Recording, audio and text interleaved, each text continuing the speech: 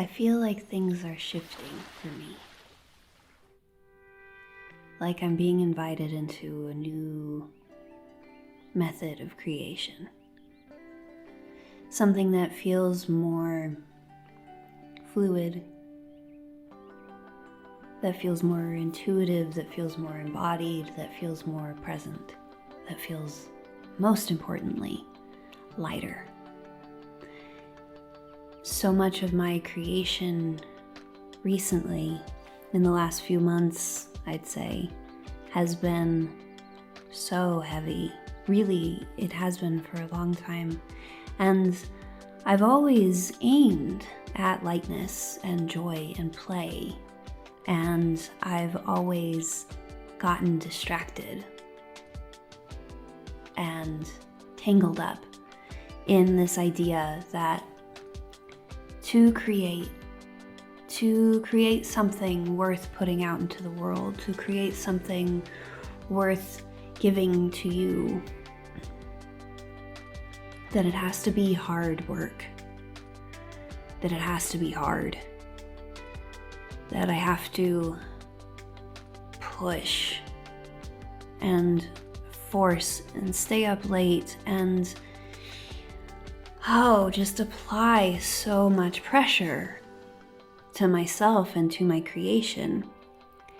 And I'm not going to lie to you, that idea, that concept, that story is still very, very present in me. It is not something that I have worked through, and it is something that I am invested, interested, curious about moving through, learning how to play through, to dance through. And perhaps this resonates with you. Welcome to Squeaky's Cauldron. I'm your host, Sarah Evergreen, a coach specializing in shadow work, inner child work, boundary work, and working with deities. Thank you for coming to my weird little corner of the internet. Have you been feeling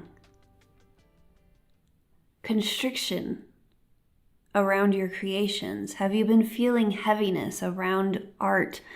Have you been feeling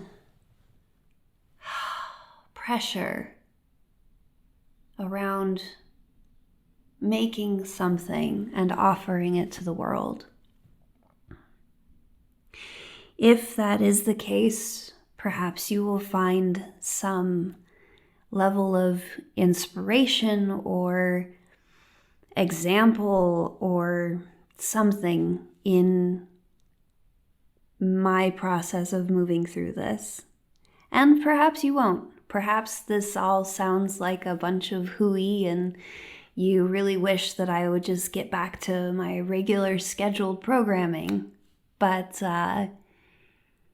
one of the beauties of being human, one of the beauties of being me, is that I am learning by and by that what other people might want me to do is basically immaterial. And that finding not just what I want to do, but what Spirit is asking of me to do, that is where the real juice is. That is where the real movement forward is. Even especially when it makes no fucking sense to me, as it so often does. But just to allow myself to enter into that flow. And how do I enter into that flow? I find myself asking myself, possibly you are asking the video right now, how do I enter into that flow of Spirit? Enter into that conversation with Spirit where those messages can come through. And what comes to me, first and foremost, beyond anything else, is quiet. Rest, quiet, peacefulness, quiet.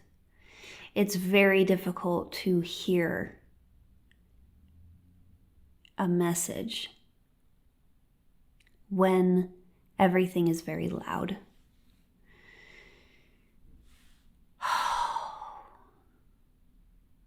The voice of the intuition and the voice of spirit can occasionally come through like a fucking wrecking ball, can occasionally come through in a voice that is so loud that you cannot possibly ignore it. Or, we always have the option to ignore it, don't we? But it can come through with that intensity. Generally speaking, when it comes through with that intensity, it's because we've been ignoring it for far too long. And we have gotten ourselves into a place of crisis that is so intense that spirit feels the necessity to scream, because it's been sending emails, it's been whispering in the ear, it's been doing these nudges, and you're just not fucking listening. So now it's time to scream. These are tower moments, often. And we can experience tower moments, this complete shaking of our foundation, at other times without the screaming. But these are very often tower moments. So how do we find a way to listen before the screaming starts? Before spirit is so fed up that it's going to send us a disease or a car accident or a divorce or a death. How do we listen? We get quiet. And that can take many forms. Perhaps for you it's meditation. I've found meditation to be very helpful.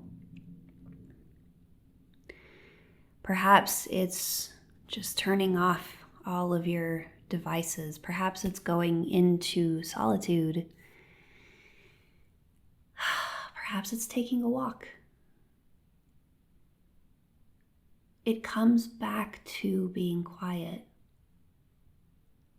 And I think too, there's an element of asking that is at play here and is important. Ask and then get quiet.